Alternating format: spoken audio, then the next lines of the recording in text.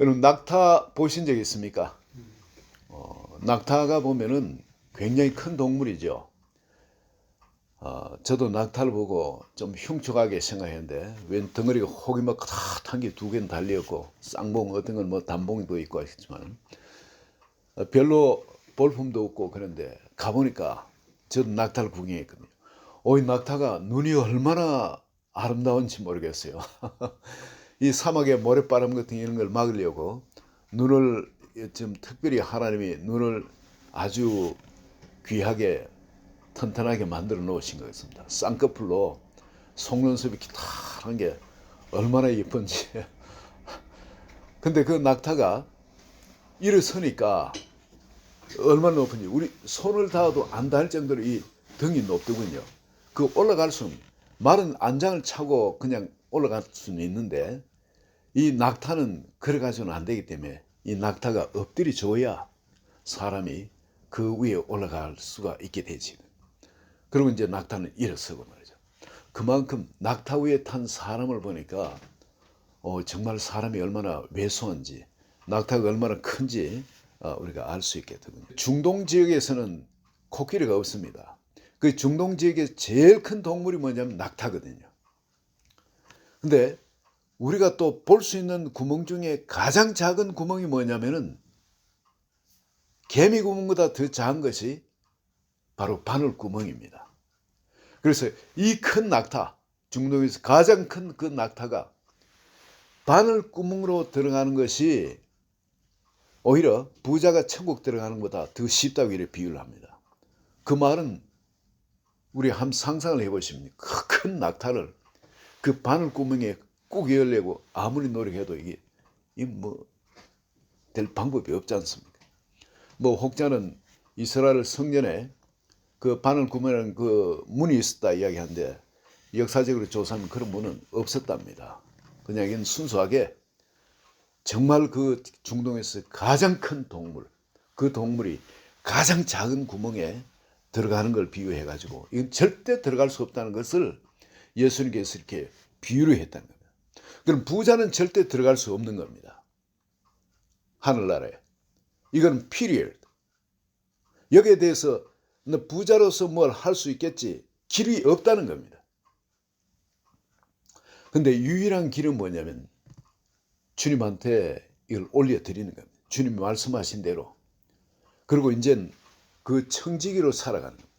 재물이 다 없이 그렇게 주님을 따르도록 하는 제자는 그렇게 따르고 그렇지 않고 아르마대 사람 부자 요셉처럼 여전히 부자인데 주님이 그 재물을 그대로 가지고 청지기로서 살아가도록 그건 내 것이 아닌 겁니다. 관리인으로 살아가는 겁니다. 그렇게 하면 그렇게 하는 거. 이젠 주인이 바뀌었다는 겁니다. 나의 주인도 바뀌었듯이 나의 소유도 다 바뀐 것이 우리 그리스도인인 겁니다.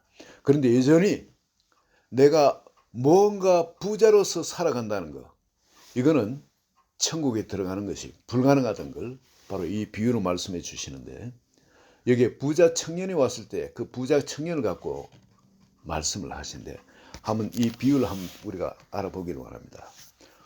예수님께서 어떤 사람이 와서 선생님이여 내가 무슨 일을 하여야 무슨 선한 일을 하여야 영생을 얻으리까 이렇게 묻습니다. 그런데 이 부자 청년은 누가복음 18장 18절은 부자 관원으로 나옵니다. 똑같은 내용인데 이게 부자 관원으로 나옵니다. 한쪽은 부자 청년으로 나오고 한쪽은 부자 관원으로 나옵니다. 근데 이 청년이 부자이면서도 벌써 관원이라는 겁니다. 그리고 관직도 가지고 있고 재물도 어마어마하게 가지고 있고 그리고 아직 나이도 젊고 그럼 세상에서 이 뭐 원하는 건 다 지금 갖고 있는 겁니다. 젊음과 건강과 그 관직과 재물과 명성과 모든 걸 다 갖고 있는 거예요. 근데 이 청년이 와서 예수님께 물을 때 선한 선생님이요. 내가 무슨 선한 일을 하여 영생을 얻을까? 선생님이 묻습니다. 그럴 때 예수님께서 이 청년의 마음을 간파합니다. 이 청년은 정말 영생을 얻기 위해서 온 청년이 아니라 내가 얼마나 이런 선한 일, 정말 하나님이 기뻐할 그런 일을 하는 사람인지 은근히 마음속에 자랑하는 것이 있습니다. 왜냐하면 지금 자기가 가지고 있는 관직이라든지 재물이라든지 이런 걸 갖고 남들한테 내가 이런 많은 일을 했다는 걸 이야기를 하면서 자기의 존재감을 드러내기 위해서 이런 말을 했습니다. 정말 그가 구도자라면 주님을 따랐을 겁니다. 그러나 그는 그 예수님을 그렇게 보질 않았는 겁니다. 그랬을 때 예수님께서 그 청년이 자기에게 나온 그걸 알고서 그래도 그 청년을 사랑해서 뭐라고 말씀하시냐면은 어찌 선한 일을 내게 묻느냐. 선한 일은 오직 하나님 한 분밖에 없다는. 그 나한테 와가지고 선한 선생님이야 하는 이 이야기는 번지수가 지금 틀렸다는 거예요. 나는 선한 선생이 아니라 바로 이 땅에 온 구세주라는 거예요. 그 네가 지금 번지수를 잘못 짚었다는 거예요. 그렇기 때문에 이 말에 대해서 내가 올바른 대답을 해줄 수가 없다는 겁니다. 선한 선생은 그 하늘나라 가는 길을 가르쳐 줄 수가 없다는 겁니다. 바로 하나님 한 분만이 그 길을 알고 계신 분입니다.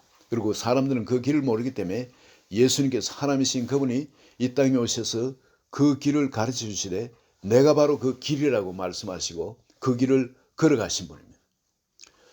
그리고는 또 두 번째 이 청년의 눈을 뜨게 해 주십니다. 네가 생명에 들어가려면 계명을 지키라. 이 생명은 영생입니다. 바로 영원한 그 생명. 네가 이 영생에 들어가려면 계명을 지키라.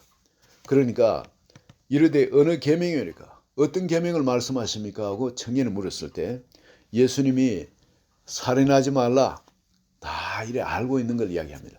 살인하지 말라, 간음하지 말라, 도둑질하지 말라, 거짓 증언하지 말라, 내 부모를 공경하라, 네 이웃을 내 자신같이 사랑하라. 바로 이 말씀을 하신데 제일 끝판에 내 이웃을 내 자신과 같이 사랑하라. 바로 이 말씀을 던집니다. 던진데 그 위에는 십계명이 쭉 내려오는 거죠. 근데 제일 마지막 끊으면 내 이웃의 재물을 탐하지 말라는데 그 대신에 내 이웃을 내 몸처럼 사랑하라. 너 자신과 같이 사랑하라 하신 그 말로 대체를 해가지고 딱 던집니다. 던진데 청년이 자기는 살인도 한 적 없고 남은 거 도둑질 한 적도 없고 간음한 적도 없고 거짓 증언한 적도 없고 자기는 이런 걸 다 지키는 거예요. 형제를 사랑한다는 아가파오. 이게 아가페 사랑으로 형제를 사랑한다는 거. 이것도 성경은 분명히 아가페 사랑으로 사랑하라는 거지만은 이 청년은 이 말을 못 알아듣습니다. 아가페 사랑으로 사랑할 수 있는 건 내가 할 수 있는 사랑이 아닙니다. 사람한테는 아가페 사랑이 없어요. 근데 청년은 내가 아가페 사랑을 했습니다. 이렇게 착각을 하는 겁니다.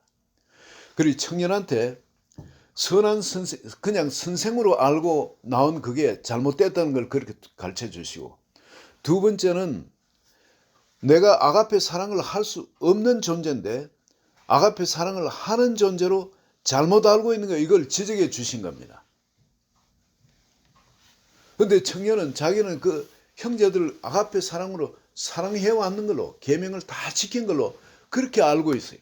그래서 뭐라고 이야기하냐면 청년이 이르되 이 모든 것을 내가 지켜 싸웠는데 아직도 무엇이 부족합니까? 자기가 이걸 다 지켰답니다. 근데 이것도 착각이죠. 예수님을 선생님이라 말하는 그것도 착각이지만 계명을 지키지 못한 존재인데도 자기는 계명을 다 지켰다고 착각을 하는 겁니다. 그래서 예수님께서 이게 직접적으로 가 부딪힙니다. 뭐라고 말씀하시냐면 21절에 예수께서 이르시되 네가 온전하고자 할진대 가서 네 소유를 팔아 가난한 자들에게 주라. 그리하면 하늘에서 보화가 내게 있으리라. 그리고 와서 나를 따라. 바로 이 청년의 믿음의 실체를 그냥 드러내 버립니다. 예수께서 이르시되 네가 온전하고자 할진대 정말 네가 계명을 지켰다면은 그랬다면은 가서 네 소유를 팔아 가난한 자들에게 주라. 예수님께 그 말씀을 했을 때 이 청년의 우상이 되고 있는 건 뭐냐면은 재물이거든요. 청년이 무슨 뛰어난 학식이 있는 건 있어서 그렇게 관원이 될 수 있었는지 모르지만 재물이 있으면 다 사지 않습니까? 착하게 살고 그러면 인정을 받고 어디든지 그냥 자리를 주고 그렇습니다. 근데 이 청년이 그 재물이 없어진다면은 자기는 아무것도 아닌 존재가 되어지는 겁니다. 누가 나를 더 이상 떠받들어주고 인정해 주겠냐. 앞날은 어떻게 살아갑니까? 근데 영생을 어떻게 하면 얻는가 물었을 때 예수님께서 네 재물을 팔아서 가난한 자들에게 주라. 그래야 하늘에서 보화가 내게 있으리라. 하늘에서 하나님이 예비하는 보화가 그에게 임한다는 겁니다. 근데 이 청년의 보화는 뭡니까? 지금 내가 가지고 있는 거, 내가 누리고 있는 거, 금전, 돈입니다. 그리고 또한 관직입니다. 사람들에게 인정받고 있는 이 명예입니다. 그리고 보장된 장래입니다. 이 청년한테는 보화가 되어 있는 겁니다. 그런데 주님께서는 지금 땅에 있는 이 보화 때문에 영원한 생명을 하나님의 그 주시고자 하는 보화를 받질 못하고 있으니까 그 재물을 팔아서 가난한 자들에 주라는 겁니다. 그리고 그리하면 하늘에서 보화가 내게 있으리라. 바로 우상을 자기가 지금 이 부자 청년이 가지고 있는 우상을 버릴 때 바로 하나님이 그 속에 보좌에 앉을 수가 있게 되어진다. 그리고 그뿐만 아니라 그 다음에는 그리고 너는 나를 따르라 그러죠. 예수님이 제자를 초청하신 겁니다. 이거는 얼마나 엄청난 특권입니까? 예수님의 제자가 될 수 있도록 초청을 받은 거예요. 여러분 많은 사람이 예수를 따르고자 했지만 너는 고향에 가서 하나님이 너에게 어떻게 하신 일을 증언하라고 따르지 못하도록 막았습니다. 그러나 이 사람은 주님이 제자로 초청하신 겁니다. 그런데 이 부자 청년은 재물이 많은 거로 근심하며 돌아갔다는 겁니다. 이 말을 들으면서 많은 사람들은 이렇게 생각합니다. 나는 부자 청년이 아니다. 이 말은 내하고 상관이 없다. 낙타가 바늘길로 들어가는 거, 그건 난 상관이 없다. 이미 나는 바늘길을 통과했다. 영생을 얻었다. 그런 말씀을 하시고 이 말씀에 대한 부딪힘이 없이 편안한 마음을 가질 수가 있습니다. 그런데 예수님께서 이 말씀을 하실 때 제자들이 듣고 몹시 놀랐다. 왜냐하면 천국 들어갈 사람이 없잖아요. 그러면 이르되 그렇다면 누가 구원을 얻을 수 있으리까? 그런 물었을 때 예수께서 이르시 그들을 보시며 이르시되 사람으로는 할 수 없으나 하나님으로서는 다 하실 수 있느니라. 하나님은 정말 들어갈 수 없는 사람처럼 보일지만은 그런 사람도 다 들어갈 수 있도록 하나님께서 은혜를 가운데 역사해 주신다는 겁니다. 성령께서 역사해 주신다는 겁니다. 근데 이 말씀이 말이죠. 제자들도 정말 깜짝 놀랐지 않습니까? 그럼 우리도 천국 못 들어가겠네. 근데 사실 그 앞에 마태복음 18장부터 예수님께서 주시는 경고의 말씀이 있습니다. 사실은 17장부터죠. 18장 먼저 하고 이야기합니다. 그 제자들이 있다가 누가 천국에서 더 큽니까 하고 그게 경쟁이 붙었습니다. 베드로는 자기가 더 가장 큰 자라 수제자니까 나는 물로까지도 걷고 예수님이 할 때 주는 그리스도요 살아계신 하나님의 아들이니다. 이런 고백 아무도 제자들이 고백 못하는 그런 고백까지 했으니까 자기가 당연히 제일 큰 자로 나이도 많고 그러면 형이니까 그렇게 생각한데 요한과 야고보는 있다가 나중에 예수님한테 우리가 자의정 우의정으로 우리를 삼아 주소서. 베드로는 완전 왕따식입니다. 정말 베드로는 괘씸했겠죠. 지금 그 안에 누가 더 크냐 제자들이. 근데 가룟 유다는 보면 자기가 가장 똑똑해요. 많이 배우고 회개를 맡고 있지만 그만큼 배운 사람입니다. 이 갈릴리 무시한 사람들은 또 달라요. 그 마태는 마태대로 자기는 세리였지만은 가장 공부를 많이 하고 똑똑한 사람, 계산도 빠르고 그 당시 저 세리가 그 직업이 쉽게 취할 수 있는 직업이 아니지 않습니까? 그 각기 누가 더 크냐 이 마음속은 그런 게 있었는데 예수님께서 어린 아이를 하나 세우고 너희가 돌이켜서 이 어린아이가 같지 아니하면은 결단코 천국에 들어가지 못한다. 아니 이미 자기들은 다 영생을 얻었는데 제자들이 구원을 받았지 않습니까? 구원받은 제자들한테 너희가 돌이켜서 이 어린아이가 같지 아니하면은 천국에 못 들어간다. 결단코 못 들어간다는 겁니다. 여러분 우리가 영생을 얻은 존재 같으면 영생에 얻은 존재답게 그 마음자리에 있어야 된다. 이것이 뭐냐면 어린아이는 겸손함이 있지 않습니까? 자기가 더 크다고 이야기를 안 합니다. 그리고 이 어린아이는 예수 그리스도를 의지하는 전적으로 의지하는 의지함이 있었습니다. 그리고 예수를 믿을 때도 순수한 믿음, 다른 어떤 대가를 바라고 앞에 어떤 것 바라고 하는 그런 믿음이 아니라 순수한 믿음을 갖고 있는 거예요. 우리가 예수 그리스도를 믿는다면서 그 믿음의 그 칼라, 이 돌이켜서 어린아이와 같지 않으면 결단코 천국에 들어가지 못한다는 겁니다. 부자 청년을 놓고 예수님 말씀하시니 너희 마음속에 혹시 예수 믿고 난 다음에 우상을 아직 그대로 갖고 있는 것이 다시 우상을 갖고 들어온 것이 없는가 봐라는 겁니다. 내가 네보다 더 크지 어떤 교만이 없는지 또 혹은 예수님보다 더 의지하는 어떤 재물이나 장래의 어떤 보장된 직책이나 뭐나 어떤 그런 것이 없는지 우상이 되고 있는 것은 없는지 또 우리 마음속에 순수한 어린애 같은 그런 믿음보다는 변질되는 어떤 그런 믿음이 없는지 돌이켜서 어린아이 같지 않으면 결단코 천국에 들어가지 못한다는 겁니다. 그럼 우리가 나도 모르게 천국에 들어가는 문은 바늘귀와 같은 좁은 구멍인데 내가 어느 사이에 여러분 이 낙타처럼 되어 있지 않냐 이겁니다. 교만이라든지 아니면은 예수님과 더 의지하는 뭐라든지 아니면 순수한 믿음이 아니라 벌써 좀 변질된 믿음이라든지 이런 것은 나도 모르게 낙타로 만들어 놓고 있다는 거예요.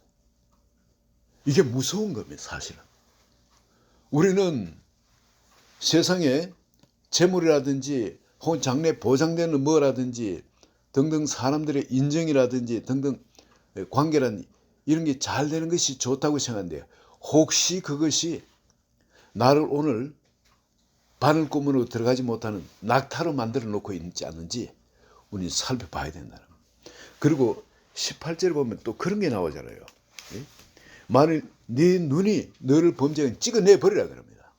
네 발이 너를 범죄하면 찍어내 버리라. 잘라 버리라.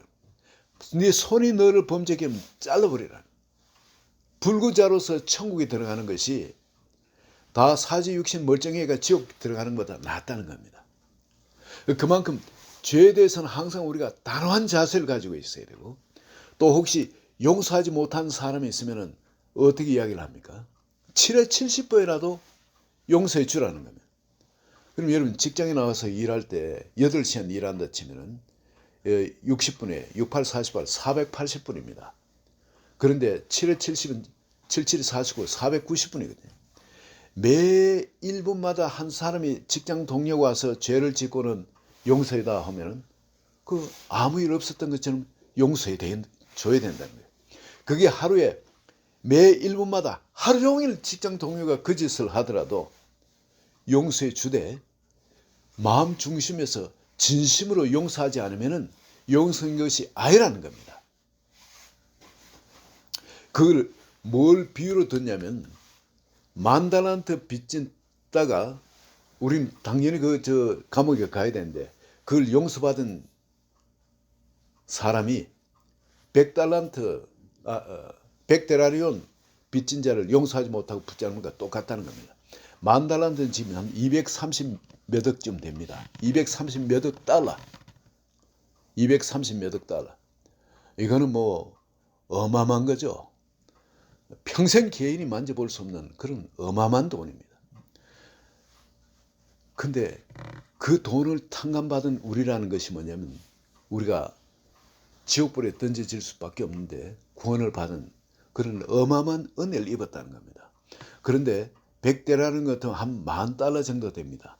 한 $10,000 정도 빚진 자를 용서 못 해주는 거. 여러분 그렇잖아요. 누가 교인 중에 누가 하나 $10,000 빌려가고는 못 갚는다. 뭐 내가 언제 빌렸냐. 이런 식의 이야기 나올 때 기가 막히죠. 어찌 저 인간이 저럴 수가 있나 싶은 것이 그 사람이 미운 그게 용서가 안 되어지는 거예요. 그게 보통 사람들의 마음입니다.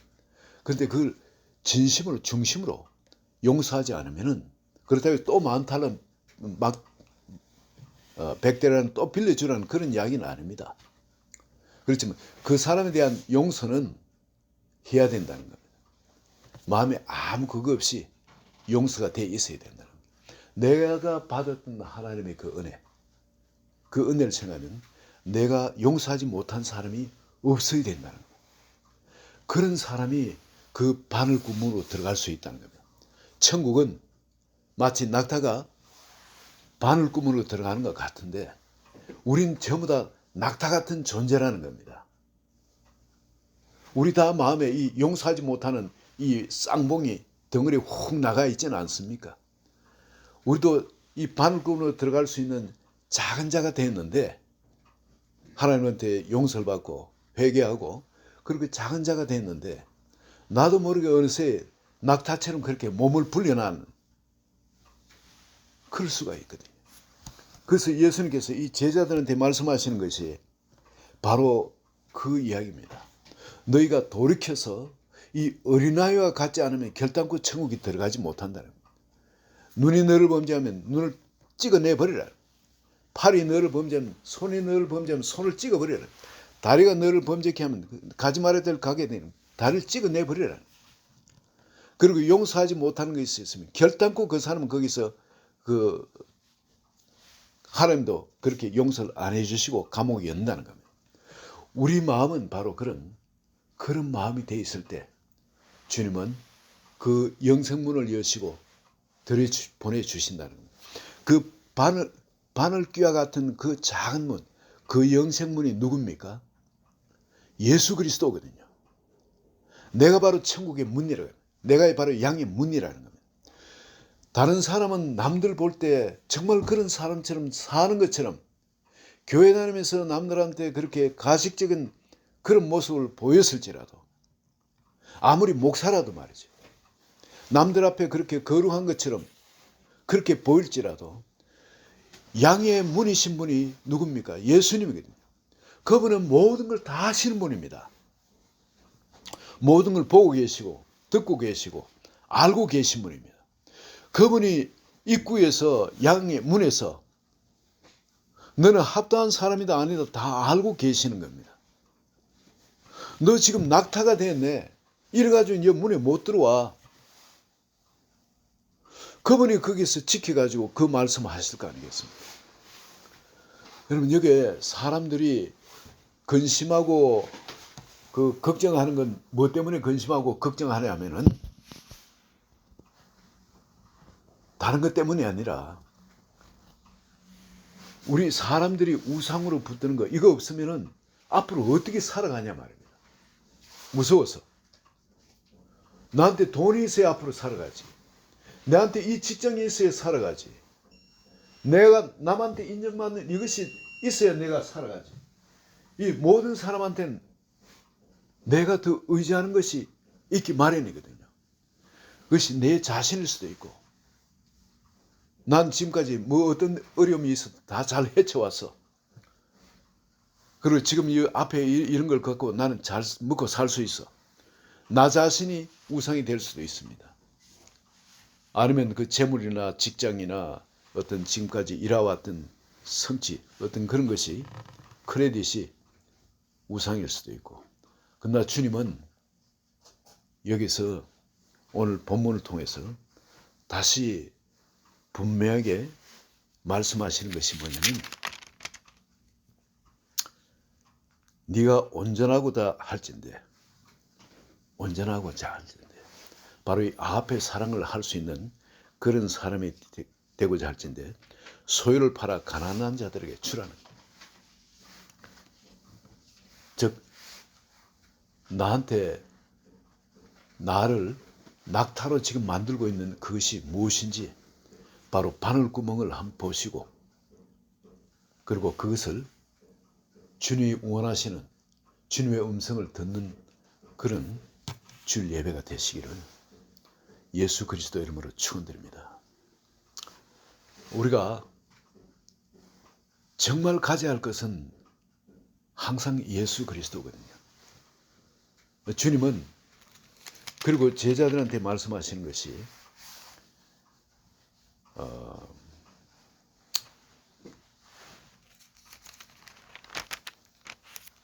16장 24절을 보면, 마태복음 16장 24절, 예수께서 제자들에게 이르시되 누구든지 나를 따라오려거든 자기를 부인하고 자기 십자가를 지고 나를 따를 것이니라. 매일 순간마다 자기를 부인하고, 자기는 이제 옛날에 그 사람이 아니라는 거죠. 이제 자기 십자가, 어디서 죽어도 죽는다는, 이제 주님이 죽으라는 곳에서 죽을 각오를 하고, 그리고 예수님을 따른다는 겁니다. 오늘 예수 그리스도를 믿고 세상에서도 인정받고 잘되고 하는 그런 자리가 아니라 이건 순교의 자리입니다. 제자들한테 부르신 것이 바로 천국에서 영원한 영생을 누리려면 주님이 가는 길 같이 동행하도록 우리를 초청하신 겁니다. 누구든지 제 목숨을 구원하고자 하면 잃을 것이요, 누구든지 나를 위하여 제 목숨을 잃으면 찾으리라. 사람이 만일 온 천하를 얻고도 제 목숨을 잃으면 무엇이 유익하래요? 사람이 무엇을 주고 제 목숨과 바꾸겠냐? 분명히 주님은 인자가 아버지의 영광으로 그 천사들과 함께 오리니 그때에 각 사람이 행한 대로 갚으리라. 여러분, 앞으로 무서운 세상이 옵니다. 지금 로봇이나 이런 것이 인공지능과 같이 결합돼 가지고 이 나오는 게 앞으로 직업들을 전부 다 대체할 겁니다. 뭐 의사, 변호사 그런 직종이 제일 먼저 날아갑니다. 선생, 교사 이런 것이 제일 먼저 날아갑니다. 지금 그래 되어지면은 이제 사람들은 어떻게 되어지냐면은 이제 시킨 대로 정부에서 주는 것을 육류경이나 이런 표를 받아가지고 가서 그걸 받아오는 그런 시간이 다가옵니다. 지금 팬데믹 이것이 한번 트라이얼, 시험적인 그런 케이스였고 모든 사람이 다 따랐지 않습니까? 모든 사람이 순종하면서 심지어 교회들까지 다 문을 닫고 그랬습니다. 그 따르지 않으면 도태되니까 시험적으로 해서 성공했습니다. 이제 남은 것은 이제 이걸 실행에 옮기면 돼요. 이제 앞으로 지금 전쟁이 오고 그럴 때 물자를 이제 배급하는 그런 시스템이 되어질 겁니다. 바이러스가 지금 벌써 준비되어 있다 그러죠. 이건 뭐 치사율이 그냥 뭐 거의 뭐 100%라는 뭐 이런 바이러스거든요. 그리고 성경도 이제 이 3분의 1이 사람이 전염병으로 죽고 전쟁으로 또 3분의 1이 죽고 또 기근이 와서 또 죽고 등등 이제 이런 대접이 땅에 부어지는, 그리고 나팔이 부러지는 이런 재앙들이 계속 닥칠 것을 예고해 놓고 있습니다. 이 시간이 급속도로 빨라지게 되어 있습니다. 근데 여기 우리가 순교적인 정신으로 준비되어 있지 않다면은 주님이 우리를 부르신 그 자리는 바로 이 제자들이 날마다 자기 십자가를 지고 나를 쫓으라고 말씀하십니다. 바로 그 자리, 천국 문은 부자가 천국 들어가기는 바로 낙타가 그 바늘기로 들어가는 만큼 어렵다는 거. 여러분 그걸 아시고 오늘 이 예배를 통해서 내 마음속의 우상, 하나님과 더 의지하고 살아가는 그런 것이 있다면 그것을 대체해버리는, 바꿔버리 예수 그리스도로 정말 죽으면 죽으려 하는 순교자적인 정신으로 대체하는 그런 예배가 되시기를 예수 그리스도 이름으로 축원드립니다. 같이 기도합니다. 주님, 이 시간에 주의 성령께서 우리 가운데 교통하여 주시고 역사해 주셔서 아버지 영으로 충만하게 해주시고, 특별히 또 몸이 연약하거나 마음이 연약한 분들은 주의 성령께서 이제 너의 생명이 나의 생명으로 살아보라고 주신 바로 예수 그리스도의 생명, 아버지 주의 성령을 마음에 그대로 우리의 전존재로 받아들이고, 주의 말씀을 우리의 전존재로 받아들여서 그 말씀이 우리를 통해서 살도록, 바로 성령께서 우리를 통해서 하는 그런 복된 자리에 한 분 한 분 옮겨지게끔 축복해 주소서. 하나님보다 더 의지했던 그 어떤 것이 있다면 이 시간에 다 버리길 원하는 마음을 감찰해 주소서. 또 특히 이 시간에 몸이 연약한 한 분 한 분 친히 찾아주시고 안수해 주셔서 예수 그리스도의 이름으로 기도합니다.